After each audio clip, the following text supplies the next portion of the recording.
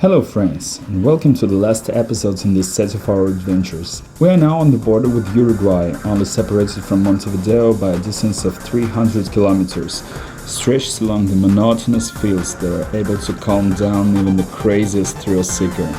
The city that embraces this part of the border is Chuy, actually a great market where Uruguayans can enjoy some earthly prices and Brazilians can raise prices infinitely because everything will still cost times cheaper than in Uruguay.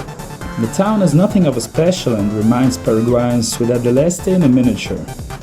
So I suggested to look back on the whole circle that we've made during these pretty tough 3 months and highlight the most drastic moments of this journey.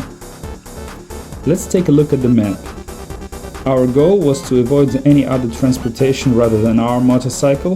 That's why the first chapter that led us to Buenos Aires turned out to be way longer than if we used the ferry. Buenos Aires, I would say, is a true capital of Latin America. Versatile, vibrant, rich and welcoming. We occasionally entered some bad neighborhoods during our stay there, but unlike many other cities of the continent, these favelas can be easily avoided when you ride the city, major part of which is nicely maintained and leave a strong feeling of sympathy. If you're looking for a different side of Buenos Aires, away from the busy city center, this trip is for you. Today we're taking the Tren de la Costa, a scenic train that follows the coast and stops at some of the most charming spots in the northern suburbs. If Buenos Aires is its own municipality, the capital of the region is placed in La Plata. Charming city next to Buenos Aires, but apparently a little bit less luxurious and a little bit more relaxed.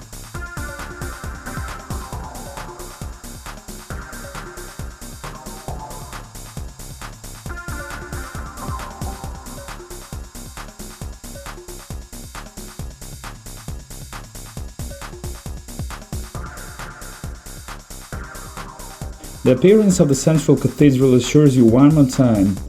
This part of Latin America is definitely the most European part, where many aspects of life inherit the European spirits and the lifestyle.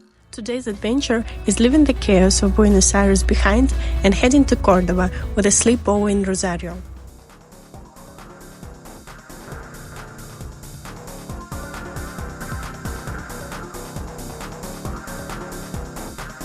Before even starting exploring the city, we were caught in a deadly web of the local street food.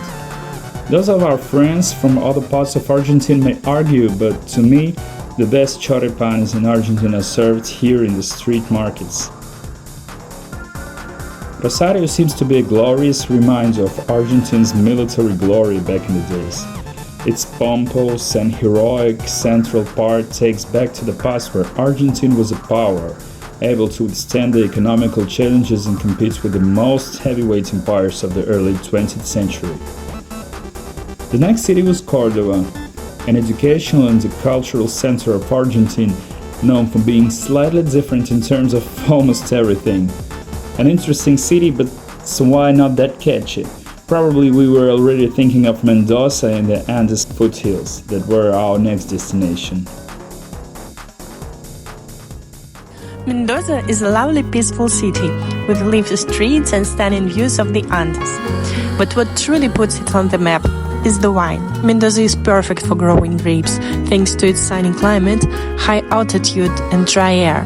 Oh, Mendoza, our wine paradise! We were really very anxious about crossing the Andes because we were already at a dangerous seasonal equilibrium and had all the chances to get into trouble at the altitude of 4,000 plus meters above the sea level. Fortunately, this high altitude passage showed us some mercy and the whole road was very smooth and enjoyable.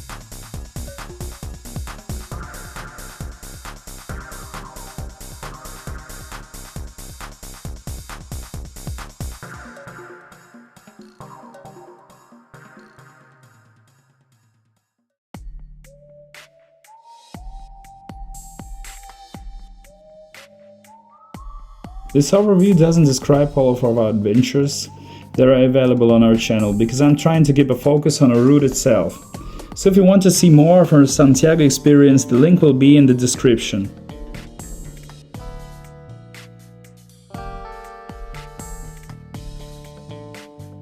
We deeply appreciated Las Termas Valle de Colina nearby and shortly after went to an agglomeration of Valparaiso and Viña del Mar. An amazing foundation on the Pacific coast that has literally every aspect of the urban sphere you may desire. Crowded markets with incredibly cheap fruits and veggies, and historical immigrants, hillside settlements in Valparaiso, and a perfect high-end urban planning on Viña del Mar. Along with Buenos Aires, that was one of our biggest likes with both thumbs. As we started moving northwards, the Chile was becoming more and more interesting, but wild and unconventional at the same time. After Argentine existing in a post-Spanish logic, we were always feeling somewhere beyond their imagination, always aware of possible difficulties and more precautionary with the people around.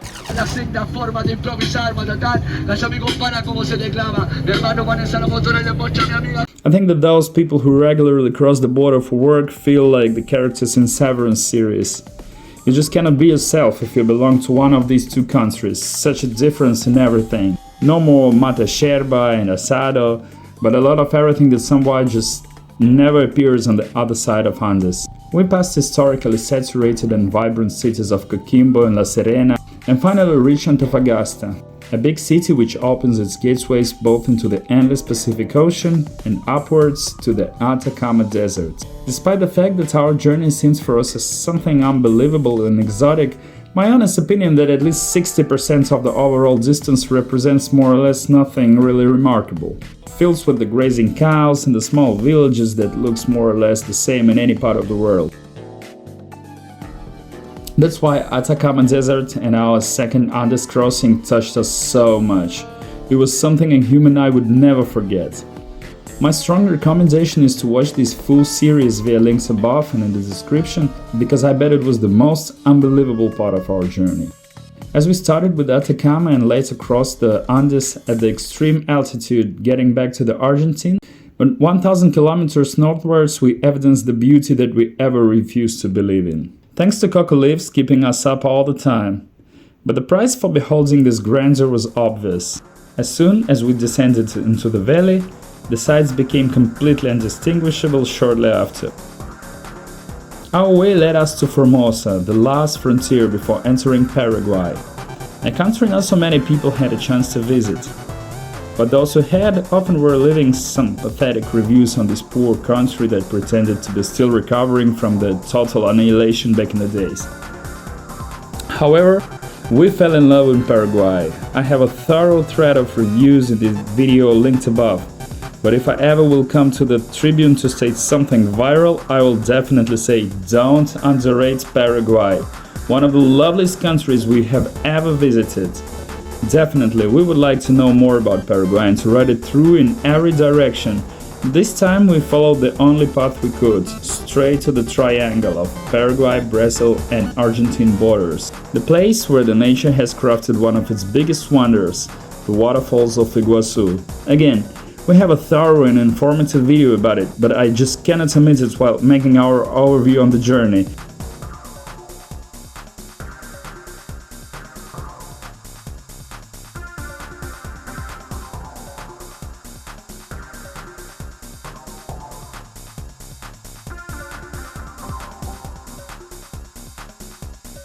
Since that, it felt like our Mototrip is tending to encircle, and the obvious road was on the east to the city of Curitiba, where we plan to make our last stand and then slowly go back to Uruguay.